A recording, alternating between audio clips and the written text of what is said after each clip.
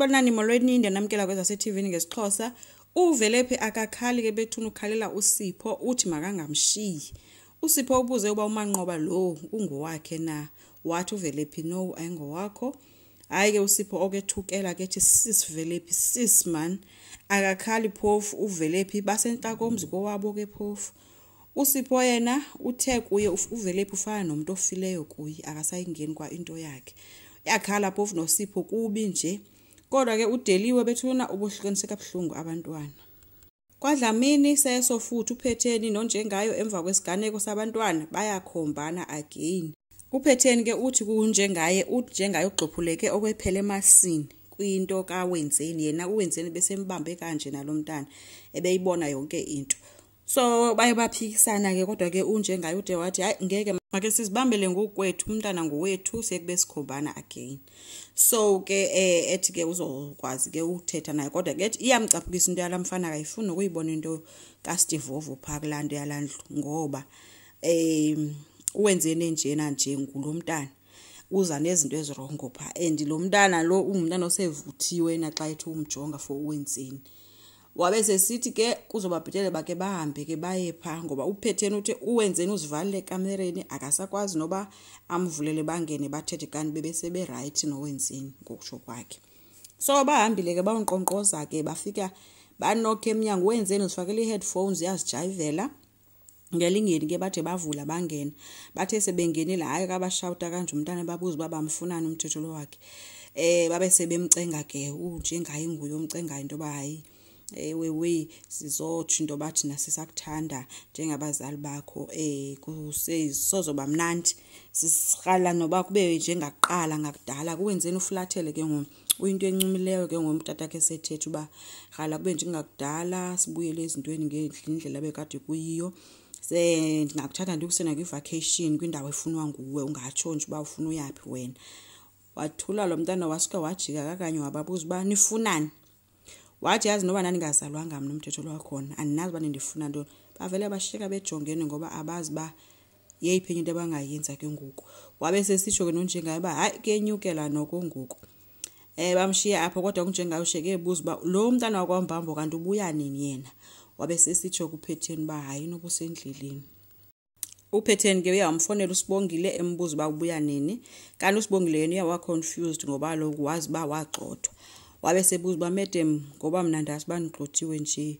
Wabe sithi uphetheni ayikho lonto. Wabe sexelela udeliwe obehleli pha elounge ethulethe tu wamxelela wathi mama kuthiwa abandibuyele emsebenzini nanigxothwanga. Uthi ke udeliwe hayi mina bensazi ba kutshiwo kanjalo.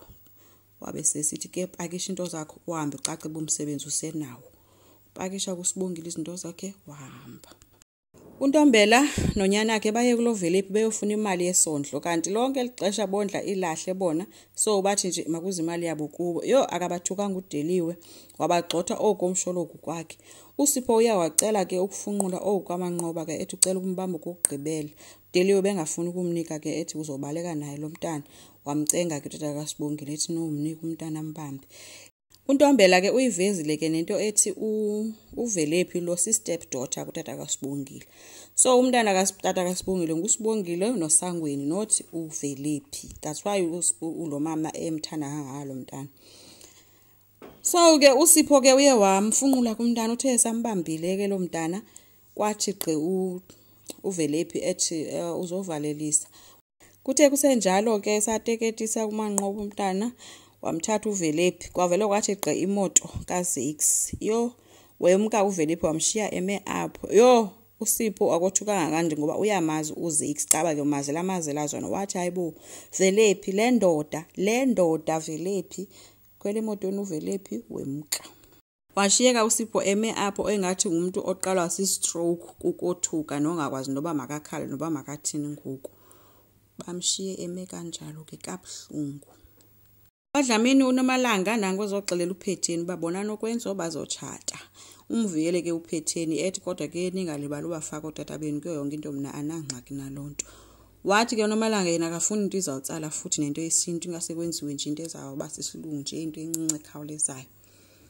So utheke sebedibene ke noKwenzo pha ngaphandle wathi uKwenzo ayindonwabelanga ke into ba wena usuke wagijima uxelela umama uba thina siplena into yokuchata. Wabe uNomalanga semblackmaila ke ngoku ukwenza into yoba ngoba naku wena nomama mina ndisenayo umama, so xa ndixelele umama wakho iproblem loo nto leyo. Uvele ke wehla nakuloo moto ke sana wabe sithi ukwenza mina bendingayithethi ngolu hlobo uyithetha ngayo.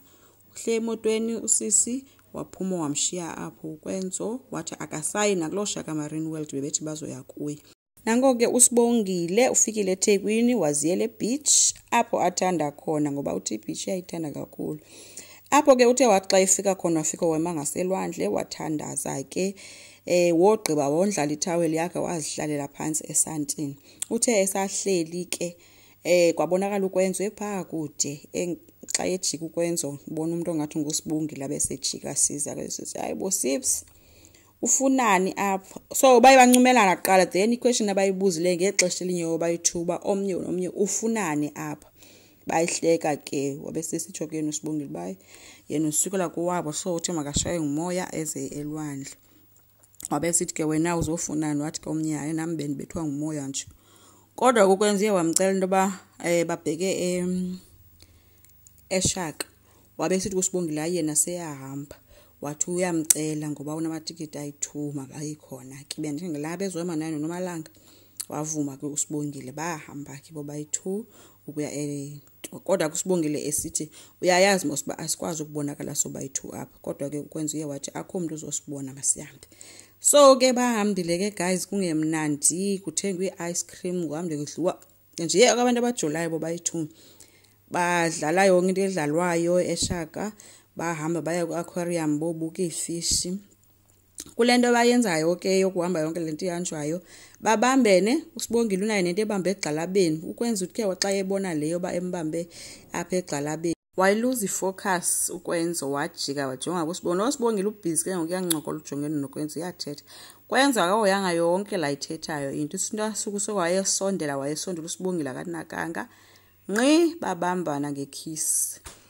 Yaba lixesha elide not nje umsuzwana.